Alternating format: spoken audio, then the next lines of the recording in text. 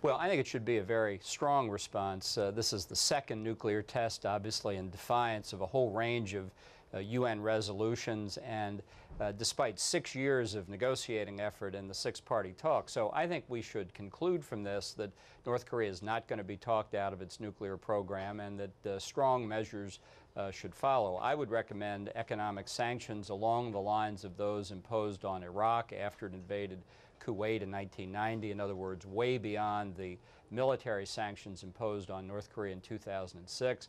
I believe this is a case that calls for North Korea to be expelled from the United Nations for persistent violations of its charter. And just on the U.S. Account, I would return North Korea to the list of state sponsors of terrorism. As far as a multinational response goes, none of that's going to happen. I mean, Russia and China are not going to allow for greater sanctions. It's very unlikely anyway that they would, and so on. So are you talking about unilateral action on the part of Washington? Well, I think there's a certain virtue in making people stand out in the rain and vote. And if the Chinese don't want stronger sanctions on North Korea, let them veto a resolution. If they don't want to expel North Korea, let them veto that. You know, we have the phenomenon of Japan on the Council now as a non-permanent member. This particular nuclear device is said in preliminary evaluation to be about the size of that dropped on Hiroshima and Nagasaki.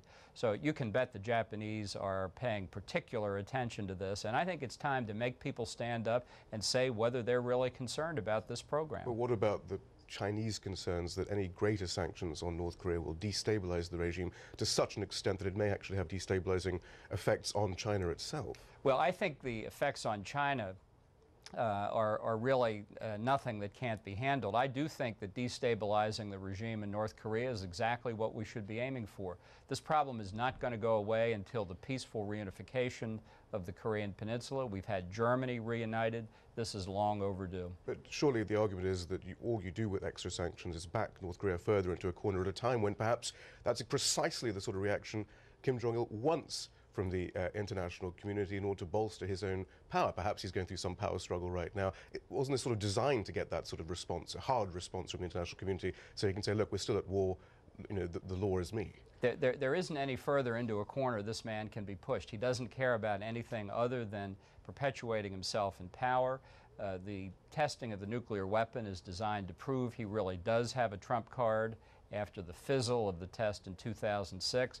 And he has a lot of international supporters. Let's not forget the cooperation North Korea and Iran have had over the years on ballistic missiles, and quite likely on the nuclear program as well. So if North Korea is testing, it means Iran doesn't have to if they're sharing data. Iran once again denying any link at the moment between the nuclear programs of the two countries. Right, and I believe that is about as much as I believe much of what comes out of President Ahmadinejad's office. Look, this is a very serious situation. He's not in charge of the nuclear program, though, of course. Right, and maybe he'll explain why the North Koreans were building a nuclear reactor in Syria until the Israeli Air Force destroyed it in September of 2007. Maybe that was for peaceful We're back to these uses, too. dangerous linkages, though, that if the sort of the conservative linkages that we see in Washington quite a bit, North Korea then inexorably leads to Iran.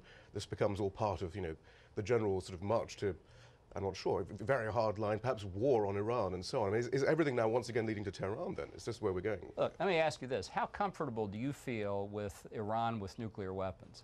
If you're uncomfortable with that, then you ought to be worried about steps that the Iranians are taking together with North Korea to get that technique and that program advanced. That's why we should throw out the National Intelligence Estimate of the U.S., which all the agencies pull together information about Iran not working towards a nuclear weapon and so on. I think the intelligence agencies themselves have essentially rejected that. It's not something that our allies share, and there's no explanation for that North Korean reactor in Syria unless Iran is involved. You don't think perhaps somehow that there might not be this marvelous unified theory of nuclear proliferation going on. This might be to do with North Korea's own specific situation, its own particular political power struggles, its own relationship with the rest of the world. It may have absolutely nothing to do with Iran. If it's about nuclear weapons, it's got to be about Iran somewhere, doesn't it? Look, there is no dispute that Iran and North Korea have cooperated for decades on ballistic missiles.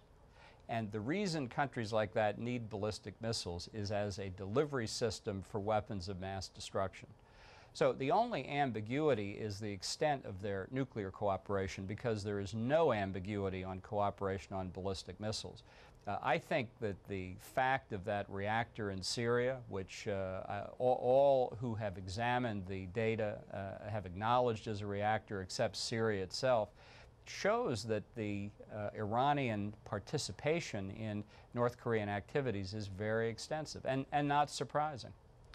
North Korea has an enormous standing army. It has a nuclear capability. Doesn't that make it very difficult then to go down your very bellicose line? Isn't that precisely why you can't, perhaps?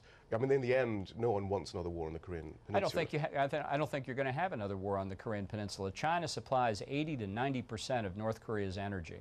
If it cut that supply off, the regime would fall. China supplies enormous but amounts. North Korea knows China probably won't do that because, again, of the fear of a spillover effect into China's stability. The only spillover effect would be the possibility of refugees when the regime collapsed. That's one reason why China supplies so much food and other humanitarian assistance to North Korea now, to keep the North Koreans in North Korea. I think what the United States should do is make it clear that we will bear more than our share of any humanitarian assistance if the North Korean regime collapses. I think South Korea should do the same thing. This regime flies in the face of history. The Korean Peninsula should be reunited. The people of North Korea, who, are, by the way, are 5 to 6 inches shorter on average than South Koreans, deserve to be reunited and to have a prosperous and democratic future. Do you find much support for your point of view in D.C. at the moment? Well, not in the administration, but that's not the issue. The question is, what is the proper course for the United States? And the Obama administration has already said their idea is to return to the six-party talks. That's a way of saying we'd like to return to 6 years of failure.